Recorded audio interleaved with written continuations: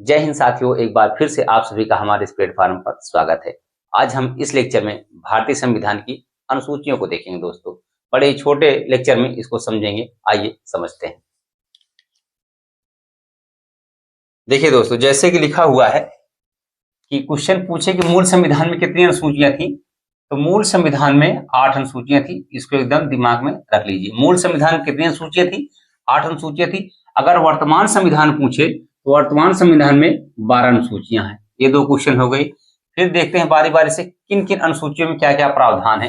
पहली अनुसूची में राज्य एवं संघ शासित जो क्षेत्र हैं उनका उल्लेख है दोस्तों। क्या है पहली अनुसूची में? यहीं से याद करिए कि पहले अनुसूची में राज्य और जो संघ शासित क्षेत्र हैं उनके बारे में उल्लेख है। और दूसरी अनुसूची में जो संवैधानिक पदों पर आसीन या बैठे व्यक्ति हैं, जैसे राष्ट्रपति हो गए, राज्यपाल हो गए, या इन सब हैं, उनके वेतन के बारे में उल्लेख किया। जो मैं सर्कल कर रहा हूं ब्लैक से, केवल उसी को याद कर लेंगे, वही बहुत है। कि नंबर 1 में है राज्य एवं संघ शासित क्षेत्रों के बारे में उल्लेख है।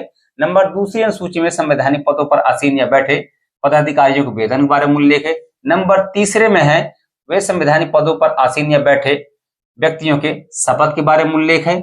और नंबर चौथे में है राज्यों एवं केंद्र शासित प्रदेशों के लिए राज्यसभा में सीटों का आवंटन। क्या? राज्यसभा में सीटों का आवंटन। और 5वें में है अनुसूचित जाति, एससी मतलब शेड्यूल कास्ट, अनुसूचित जाति और अनुसूचित जनजाति क्षेत्रों के प्रशासन और नियंत्रण के लिए क्या है, इसमें प्रावधान किया गया है। मात्र 10 राज्यों के बारे में ये उल्लेख किया गया है। फिर अगर 6वीं अनुसूची में देखेंगे तो केवल अनुसूचित जनजाति क्षेत्रों, 4 जो अनुसूचित जनजाति क्षेत्र राज्य हैं उनके बारे में उल्लेख। कौन? असम, मेघालय, मिजोरम, त्रिपुरा। असम, मेघालय, मिजोरम, त्रिपुरा। इसको हम याद किए हैं अमे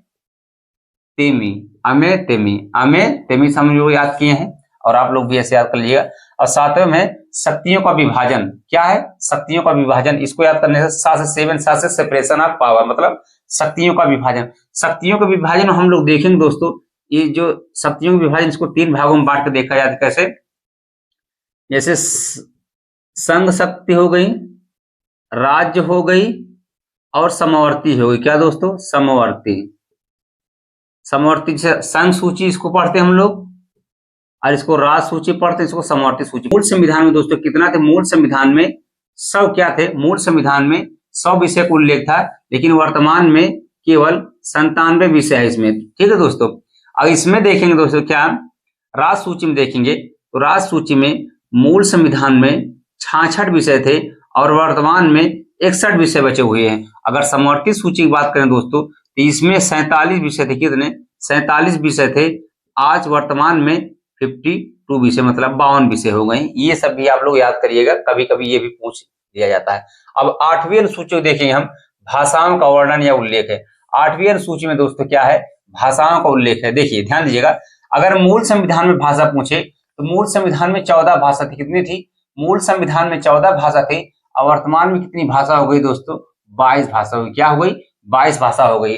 9वीं अनुसूची जो है दोस्तों, भूमि सुधार के बारे में उल्लेख है। 9वीं अनुसूची जो हमारी है वो भूमि सुधार के बारे में उल्लेख है। और यह कब जोड़ी गई थी? यह कब जोड़ी गई दोस्तों?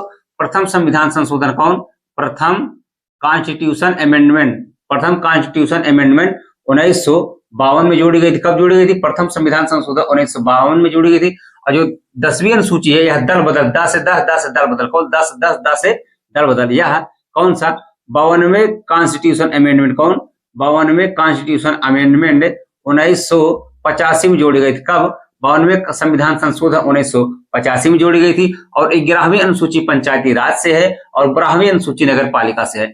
5 ये जो दोस्तों हैं 11वीं और 12वीं अनुसूची जो है, कौन कौन से? 11वीं अनुसूची जो है वे 73 कॉन्स्टिट्यूशन अमेंडमेंट 1992 में जोड़ी गई थी। और 74वें संविधान संशोधन। कौन? 74वें कॉन्स्टिट्यूशन अमेंडमेंट 1992 में ही यह 12वीं अनुसूची भी जोड़ी गई थी। एक बार फिर से हमारे साथ आप लोग रिवाइज करिए। देखिए एकदम शॉर्ट समय। पहली अनुसूची के बारे में क्या उल्लेख है दोस्तों? संघ और राज्यों के बारे में उल्लेख है।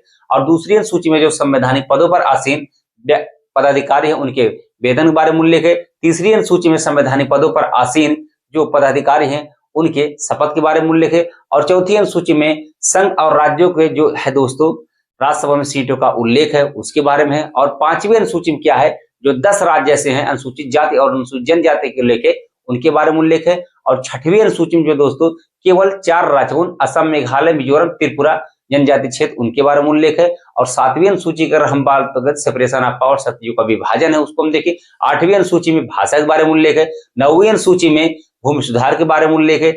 10वीं अनुसूची में दल बदल का उल्लेख है। 11वीं अनुसूची में पंचायती राज का उल्लेख है। और 12वीं अनुसूची में क्या है, नगर पालिका का उल्लेख है। तो भाषा का अभी हमने देखा है किस अनुसूची में है, 8वीं अनुसूची में। किस अनुसूची में है, 8वीं अनुसूची में दोस्तों। किस अनुसूची में, 8वीं अनुसूची में। मूल संविधान में कितनी भाषा थी, जैसे देखा जाएगा मूल संविधान में देखा जाए क्या दोस्तों, मूल संविधान में 14 भाषाएं थी।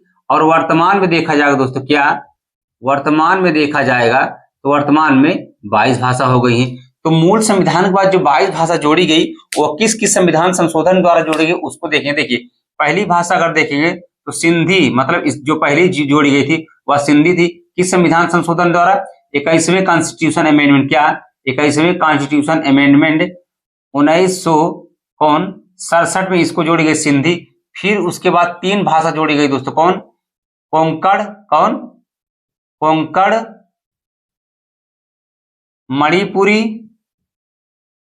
मणिपुरी और नेपाली। कौन दोस्तों, नेपाली। कोंकण, मणिपुरी, नेपाली। इसकी संविधान संशोधन द्वारा जोड़ी गई। तो ध्यान दीजिएगा इसको 71वें संविधान संशोधन, कौन, 71वें कॉन्स्टिट्यूशन अमेंडमेंट में जोड़ी गई थी। कब दोस्तों, 1992 में जोड़ी गई थी। फिर अगर बोडो, डोंगरी, मैथिली और संथाली। कौन, संथाली।